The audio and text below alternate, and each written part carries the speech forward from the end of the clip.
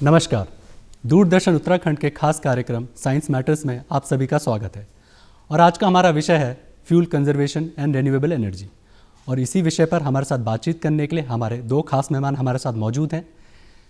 Doctor अंजन रे, जो कि इंडियन इंस्टीट्यूट ऑफ पेट्रोलियम, भारतीय पेट्रोलियम संस्थान के डायरेक्टर हैं। सर, बहुत बहुत स्वागत है आपका हमारे कार्यक्रम में। नमस्कार। एंड डॉक्टर राजेंद्र डोभाल जी, जो कि उत्तराखंड राज्य विज्ञान प्रौद्योगिकी परिषद के महानिदेशक हैं। सर, आपका भी बहुत बहुत स्वागत है हमारे कार्यक्रम में।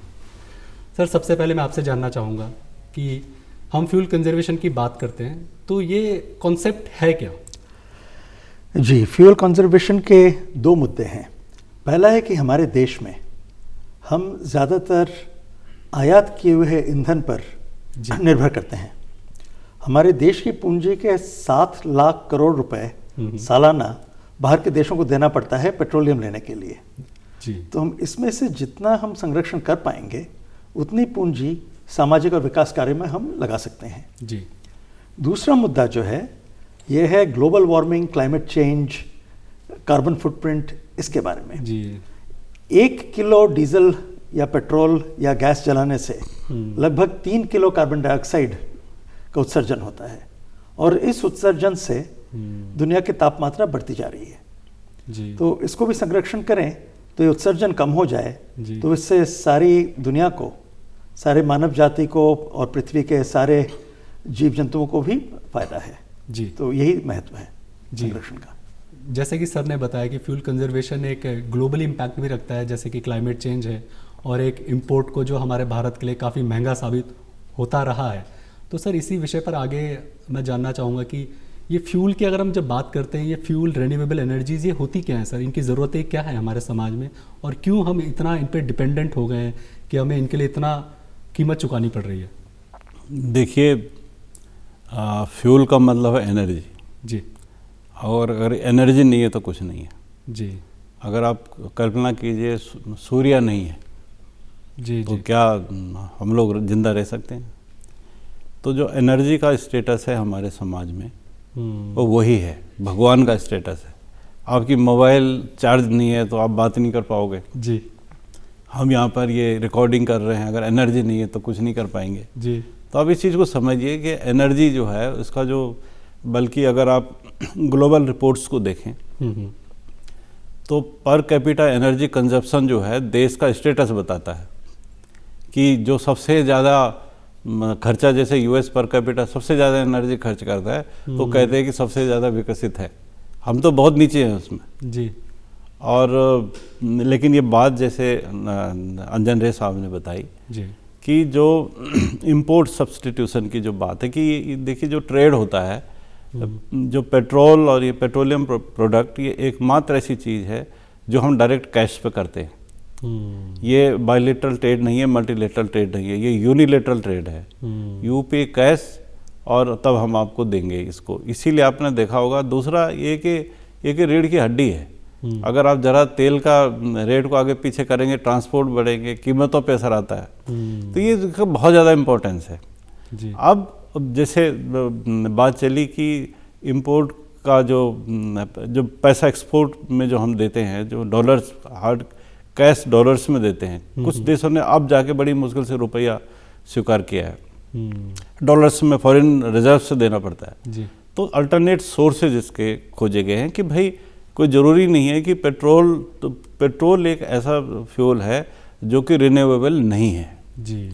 वो कभी बना होगा, एक दिन वो ख़त्म हो जाएगा। लेकिन अल्टीमेटली हमको क्या करना है, हमको एक इसके अल्टरनेट की तरफ जाना है। जैसे मैंने कहा सोलर एनर्जी सबसे आज जो हमारा कंट्री जो सबसे ज़्यादा जिसको वो कर रहा है, पुश कर रहा है, वो सोलर एनर्जी को कर रहा है।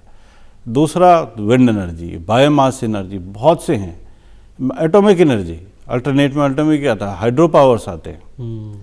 लेकिन अगर आप फिर इसके अंदर घुसेंगे तो ये जो जितने अल्टरनेट सोर्सेज हैं, इसमें भी जैसे हाइड्रो पावर को कहते हैं क्लीन एनर्जी जी, लेकिन सोलर जो ग्रीन एनर्जी है जी, इसमें भी अगर आप यूरोप में जाएंगे तो वो इसको जो पानी का जो से हम एनर्जी निकालते हैं इसको भी ठीक नहीं मानते कि हमको तो बिल्कुल बायोमास पे जाना है, बिल्कुल सोलर पे जाना है और ये हमारी सारे प्लान ये जो है, ये जो कन्वेंशनल जिससे हम ज़्यादा बिजली लेते हैं उसको बंद करना है। जी जी। तो जो आज हमारा जो फोकस है वो जो है रिन्यूएबल्स पे बहुत ज़्यादा है, ताकि एक तो हम अपने एनवायरनमेंट को प्रोटेक्ट रख सकें, कार्बन एमिशन कम होगा, और दूसरा हमारा जो पैसा है उसको हम विकास सामाजिक कार्यों पे लगा सकते हैं। ये इसका एक अर्थ है। जी सर, एज आप डायरेक्टर हैं आईआईपी के, तो क्या आपको लगता है कि गवर्नमेंट की क्या स्कीम्स हैं इसके टुवर्ड्स जो इन प्रॉब्लम सॉल्विंग देख रही है कि ये प्रॉब्लम्स हमारे सामने हैं? जैसे कि एक सक्षम स्कीम है, वो एक काफ़ी एनुअल ड्राइव जो चली है हमारी पीसीआरए द्वारा, तो सर उसके बारे में थोड़ा सा हमें बताइए। जी अवश्य। अभी इसी साल 30 साल पूरे हो रहे हैं इस सक्षम कार्य के, कह सकता हूँ। ये छोटे तौर पे शुरू हुआ था 1991 में। इसको तब हम पेट्रोलियम संरक्षण सप्ताह कहा करते थे। तो ministry of petroleum and natural gas के तहत जी, जब पेट्रोलियम अनुसंधान संघ पीसीआरए जब इसने चालू किया, तो यही था कि लोगों में जागरूकता लाए कि तेल का फजूल खर्च न किया जाए। मतलब जब गैस जलाएं सही जलाएं, जब गाड़ी चलाएं सही चलाएं जी, इन सब मुद्दे पे बात चलती थी। धीरे धीरे यही विस्तार होते होते आज एक महोत्सव बन गया है। पिछले साल 1.5 करोड़ स्कूल के बच्चों ने इसमें हिस्सा लिया जी। ये समझ लीजिए देश व्यापक ये है। और पहले जो एक हफ्ते का चलता था, अब ये संरक्षण क्षमता महोत्सव सक्षम 1 महीने के लिए चलता है, हर साल 16 जनवरी से 15 फरवरी जी। इसमें तरह तरह के इवेंट्स हो जाते हैं। स्कीम तो मैं नहीं कहूँगा, इसको हम एक मूवमेंट कह सकते हैं जी जी जी। तो जैसे हमारे जो पेट्रोलियम मंत्री हैं, माननीय मंत्री जी श्री धर्मेंद्र प्रधान, वो साइकिल रैली निकालते हैं इंडिया गेट से, साइक्लोथॉन जी जी जी। और फिर जगह जगह पे हम लोग ह्यूमन चेन बनाते हैं सबको ये मैसेज देने के लिए जी। स्कूल के बच्चों को हम दिखाते हैं कैसे ईंधन बचाया जाए जी। तो ये सोचें कि हम जो आयात की मैंने जो बात की जी, हम लोग सालाना 350 मिलियन टन, मतलब 35 करोड़ टन जी कार्बन के जो अणु हैं, कार्बन एटम इंपोर्ट करते हैं, और देश में हम उससे 1.5 गुना सालाना फेंक देते हैं जी। हमारे खाद्य तेल का अवशिष्ट हो जी, हमारे जो पराली हम जलाते हैं जी, जो हमारा ईंधन फजूल खर्च होता है जी, जो बत्ती हम जला कर रखते हैं जब आवश्यकता ना हो जी, ये सब जो है इसकी संरक्षण के लिए ये कार्यक्रम चलता है जी। ताकि हम 3 तरीके से इसको हम कम कर सकते हैं जी। पहला है कि नॉन कार्बन एनर्जी इस्तेमाल करें, जैसे उन्होंने बोला है सोलर एनर्जी जी, विंड एनर्जी, लद्दाख में भी चालू हुआ है कुछ हाल ही में जियोथर्मल एनर्जी। चेन्नई में काम कर रहे हैं लोग टाइडल एनर्जी पे, समुद्र के जो ऊर्जा होता है समुद्र की लहरों में जी। तो पहला हो गया नॉन कार्बन जी। दूसरा हो सकता है कि हम हमारी एनर्जी की खपत को ही कम करें, एनर्जी एफिशिएंसी बढ़ाएं। तो ये जो आपका 5 स्टार अप्लायंस 3 स्टार अप्लायंस होता है, फिर हमने बत्तियों को एलईडी में तब्दीली कर दी, ये भी एफिशिएंसी ही है जी। तो इससे भी खपत कम होता है जी। और तीसरा जो दोभाल साहब ने आपको बताया, बायोमास या हाइड्रो पावर, जो भी हमारा विकल्प एनर्जी इंडिया के संसाधनों से, उनसे हम क्यों ना ईंधन बनाएं। जैसे हमारी संस्था में हमने 2 साल पहले एक पौधा है, पौधा के तेल निकाल के उससे हमने हवाई जहाज के ईंधन बनाया, और यहाँ से एक स्पाइस जेट की फ्लाइट देहरादून से दिल्ली हम लेके गए उड़ा के जी। और फिर उसी ईंधन से रिपब्लिक डे परेड में 2019 की 26 जनवरी को जी, राजपथ पे हमें बहुत गौरव का वो समय था कि राजपथ से एक विमान हमारा ईंधन 10% इंजन में भर के जी फिर उड़ान भरा उसने जी। तो जिस तरह की आपने बातें बताई कि गवर्नमेंट की जो ये आपने कहा कि स्कीम तो नहीं है, सक्षम एक ड्राइव है या एक मूवमेंट जिसे हम कहेंगे, तो इस तरह काम तो किया जा रहा है। डॉक्टर साहब, मैं आपसे जानना चाहूँगा एज ए यू कास्ट के मेंबर होके या डीजी होते हुए, जो आपने देखा है कि सोलर एनर्जी पे अब हम बढ़ रहे हैं आगे, केंद्र सरकार भी, हमारे राज्य सरकार भी इनकी तरफ कार्य करे, तो थोड़ा सा इनके बारे में बताइए। देखिए, कई ऑपरेशनल प्रॉब्लम्स हैं जी। अगर मैं कहूँ कि आप सोलर चूल्हा ले लीजिए, उसी से खाना खाएंगे और 15 दिन तक बादल आ गए तो आपकी भूखों मरने की नौबत भी आ जाएगी जी। अगर आप कहें कि लकड़ी ही जलाइए और लकड़ी खूब है जी, बरसातों में आप लकड़ी भी नहीं जला सकते जी। कई बार आप बिजली यूज़ करते हैं, बिजली चली जाती है। पहाड़ की अगर आप खाली उत्तराखंड की या हिमालयी राज्यों की बात करें तो इसकी दुश्वारियाँ वही जान सकता है जो वहाँ रहता है जी। यहाँ बैठ के आदमी कल्पना नहीं कर सकता। यहाँ पे तो कुछ नहीं है तो आदमी होटल में जाके खाना खा के घर में सो जाएगा जी।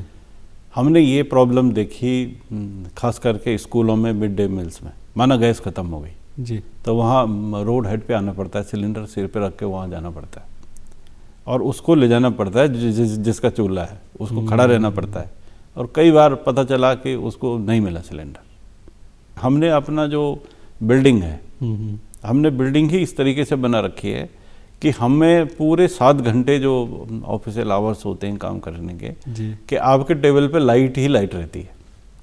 अगर आपने इंडियन इंस्टीट्यूट ऑफ साइंस के हॉस्टल्स देखे हों वो बनाने वालों को बड़ा सलाम है कि जो लड़का जहाँ पे पढ़ता है या जो गेस्ट भी जहाँ पे पढ़ता है उस टेबल के ऊपर में वो नहीं है खिड़की, ग्लास शीट है, ग्लास है, तो जो ऊपर से सन आपके उसमें आता है, आपको बिजली जलाने की ज़रूरत नहीं है। हम बहुत ज़्यादा एनर्जी की जो फ्यूल कंजप्शन है अपने छोटी मोटी बुद्धिमत्ता से भी कर सकते हैं, छोटा छोटा दिमाग लगा के कर सकते हैं। जो वास्तु हमको पढ़ाता है वो यही तो पढ़ाता है। वास्तु कोई चमत्कार या कोई गॉड वो नहीं है जी। वो यही पढ़ाता है कि आप मैक्सिमम जो सन का रोटेशन है उसकी एनर्जी को आप यूज़ कर लीजिए, तो उससे विकिरण भी के कारण उसके जो माइक्रो ऑर्गेनिजम्स, फंगस है वो आपके घर कम बेडरूम में नहीं आएंगे, आपको बीमारी नहीं होगी, आपका घर अच्छा लाइटेड रहेगा, अच्छा रहेगा जी। तो एनर्जी का ऐसा ही है कि एनर्जी का कोई ज़रूरी नहीं है कि कोई बहुत बड़ा स्कीम आप लॉन्च करें जी। आप अपने स्तर पे अगर एक छोटा सा उदाहरण मैं दूं, कई लोग बड़े होटलों में रुकते हैं, अब उनको है कि मैंने तो इतना इसको पेमेंट करा हुआ है जी। वो न वहाँ का एसी को बंद करेगा, न वहाँ के वो मतलब उसको बेइंतहा मिसयूज करता है एनर्जी का, कीमत वसूलने के चक्कर में। नहीं, वो कहता है मैंने तो कुछ भी करना है इस पैसे में, मुझको मेरे को तो इसको जैसे तौलियों को फेंक देगा कि मुझको तो नया ही चाहिए। तो मतलब जबकि कोई घर में तो मेरे ख्याल से ऐसा नहीं करते, हफ्ते हफ्ते 10 दिन तक चलाते रहते हैं उसको जी, जी, जी। तो सबसे बड़ा जो मैं समझता हूँ कि जो इंस्टीट्यूशंस के साइंस एंड टेक्नोलॉजी की सरकारों की अपनी ड्यूटीज़ हैं, लेकिन ये सारी की सारी बातें तब तक बेमानी है नहीं होती जब तक आदमी अपने मन से जी। सबसे बड़ा जो ड्राइव है वो ह्यूमन हार्ट है। अगर आपने इस चीज़ को सोच लिया कि मैं ऑफिस जाते हुए जो फ्यूल कितना ज़्यादा अगर आप शेयर गाड़ी से चले जाएं जी, बिल्कुल, तो 4 गाड़ी की जगह 1 गाड़ी जाएगी, लेकिन हम नहीं करते, समय भी बचेगा, कि मैं इसके साथ क्यों बैठूं जी। तो हमारे जो क्लॉक्स हैं, जो मतलब हमारा दिमाग के अंदर ये जो ब्लॉक्स हैं, ये फ्यूल और चीज़ों के अलावा ये बहुत बड़ा वो है मेंटल क्लॉक जिसको बोलते हैं, जिसको हटाना होगा। दूसरा, अगर ये नीलम चूल्हा के अलावा कोई और बात करूं, माना एक पिरूल होता है यहाँ पे। पिरूल मतलब जो पाइन लीव्स हैं उसमें पेट्रोलियम होता है, टर्पेंटाइन ऑयल होता है और वो आग लग जाती है उसमें जी। तो हमारे यहाँ जंगलों में आग लगने का बहुत बड़ा कारण है, बहुत बड़ा जी। और उसमें काफ़ी अच्छी मात्रा में कैलोरीज है, एनर्जी है। तो कई जगह हमारे यहाँ सरकार एक एज अ पॉलिसी उसको पुश कर रही है कि उसको सपोर्ट प्राइस में आप उसको खरीद सकते हैं। स्टार्टअप के अंदर भी लाते हैं तो उसको पूरी जो गवर्नमेंट के जो रिलैक्सेशन है उसको वो उस इंडस्ट्री के अंदर कवर करेंगे जी। और आप जो एनर्जी आप बेच सकते हैं या आप ग्रिड को दे सकते हैं जी। आपको उसका पैसा मिलेगा जी। तो प्रमोशनल कई अच्छी स्कीम्स हैं जिससे हमारा न केवल एनर्जी एक हमको दूसरी एनर्जी मिलेगी क्लीन, बल्कि जो फॉरेस्ट फायर है जिसके कारण वार्मिंग बढ़ रही है और जो वो एनर्जी तो है, जो आग लग रही है वो आग क्या है, वो एनर्जी है बिल्कुल। तो वो जो वेस्ट जा रही है वो हमारे चूल्हों पे जाएगी या हमारे घर की लाइट करेगी। ऐसे कुछ छोटे छोटे इनोवेशंस हैं जो हर ONGC का हेडक्वार्टर है, CII का हैदराबाद में ग्रीन बिल्डिंग है, ऐसी मैं आपको बहुत सी गिना सकता हूँ जो इनिशिएटिव्स हैं जी। और स्कीम की बात करेंगे तो सबसे बड़ा जो स्कीम अभी लॉन्च हुआ है 2 साल पहले, इसको सतत कहते हैं जी। जो बायोगैस को नेचुरल गैस में परिवर्तित करके जी उसके CNG गाड़ियाँ या तो उसमें पीएनजी पाइपलाइन में हम ले सकते हैं। तो देश में ये काफ़ी बड़ा स्कीम MOPNG ने चलाया है। जी जी। कम से कम 5,000 एंटरप्रेन्योर्स को बोला है कि आप प्लांट लगाइए और हम फिक्स्ड भाव में इसको खरीद लेंगे ताकि प्लांट किफ़ायती रहे, जी, मुनाफा ले सकें जी। और इसमें हम जितना अपशिष्ट फेंकते हैं, हमारे देश में आप अपशिष्ट ही अपशिष्ट दिखेगा आपको कहीं भी जाएंगे जी। और खाने का अपशिष्ट, कहीं फसल खराब हो गया तो उसका अपशिष्ट है जी, बिल्कुल। वेस्टेज, हाँ, सब वेस्टेज को हाँ जी, हम बायोगैस बना सकते हैं। उस बायोगैस से जाके ये बायो PNG या बायो CNG बनता है जी। और इसको जब हम सिटी गैस डिस्ट्रीब्यूशन के साथ जोड़ देंगे, ये सिटी गैस डिस्ट्रीब्यूशन अब देहरादून में भी आ रहा है जी। एक हेडर तो हमारे यहाँ मोकमपुर में हमारे कैंपस में ही आएगा जी।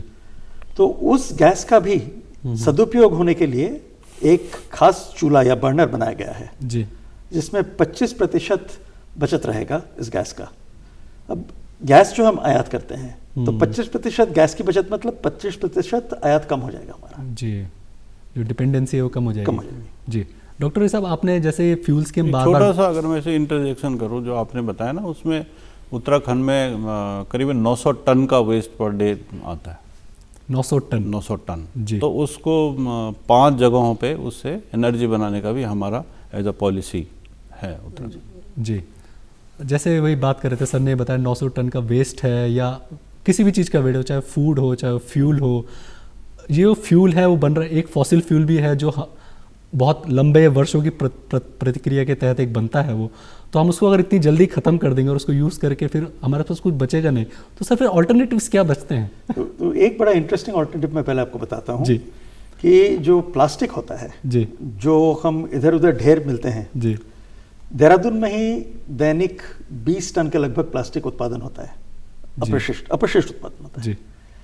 वो 20 टन को हम लोगों ने 12 प्लास्टिक बैंक लगा दिए हैं। लोग आके वहाँ अपना प्लास्टिक इकट्ठा कर देते हैं और उस प्लास्टिक से भी ईंधन बनाया जा सकता है, क्योंकि प्लास्टिक भी बस कार्बन हाइड्रोजन से ही बनता है।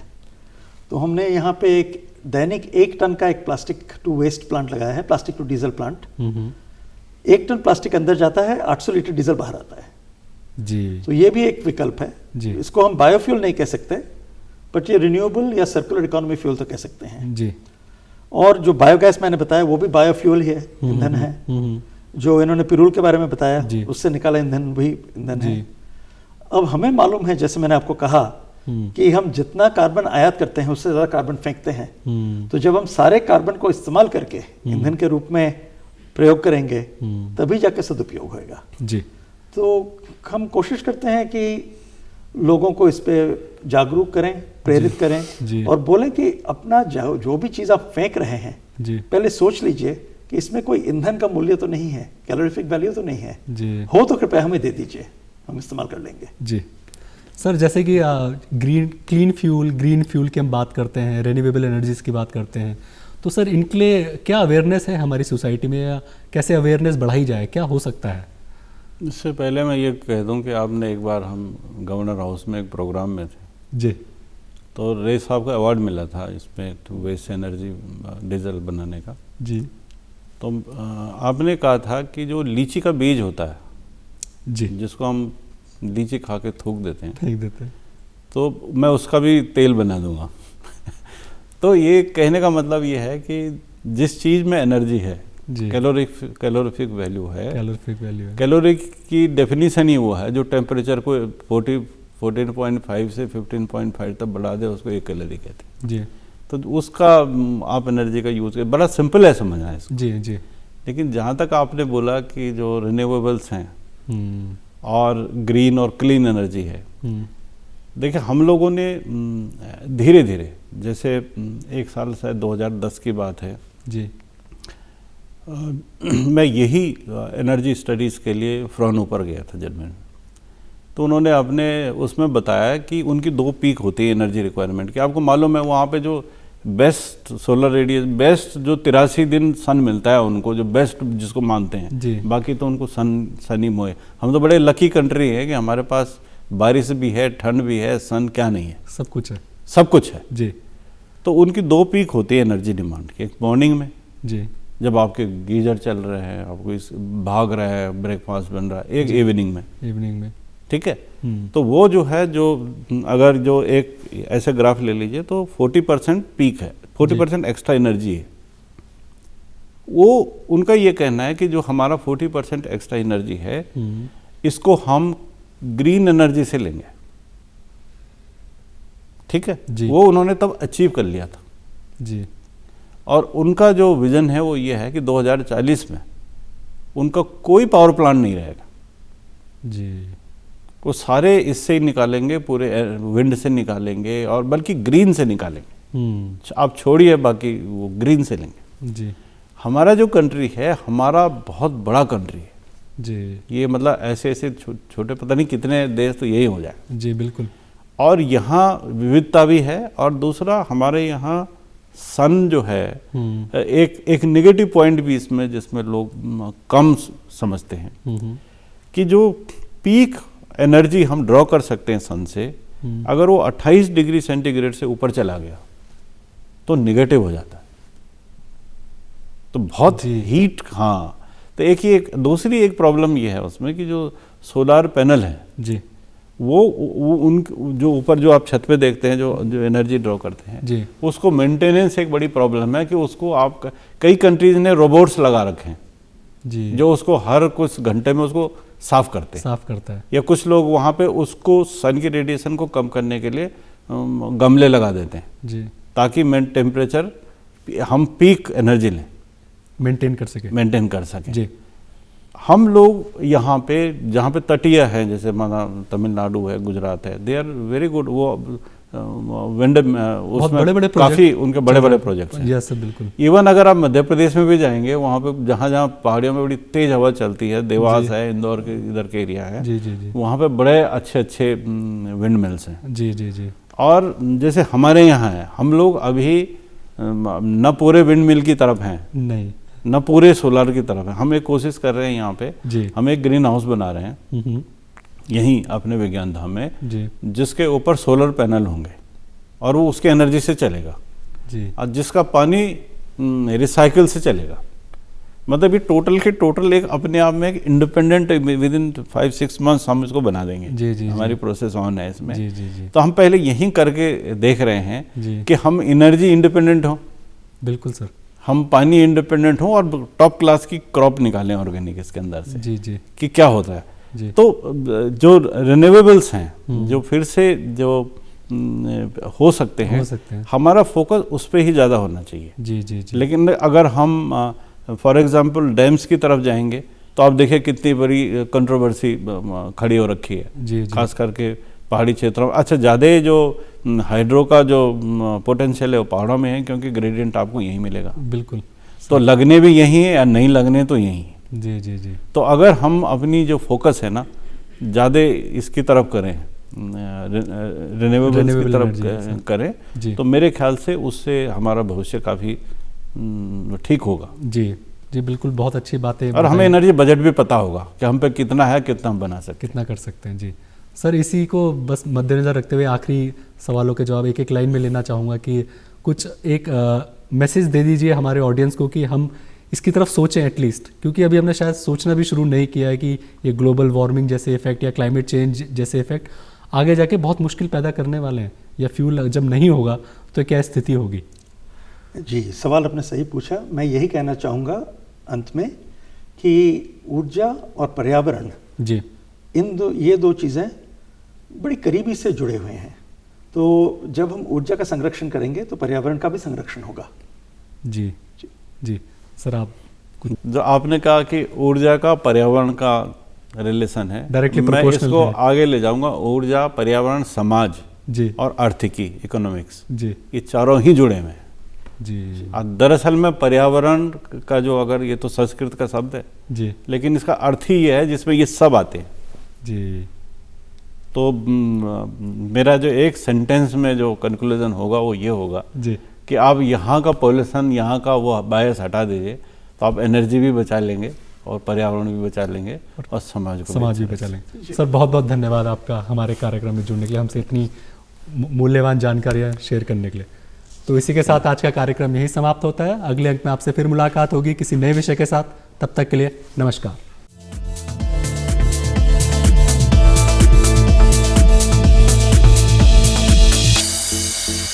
हैं।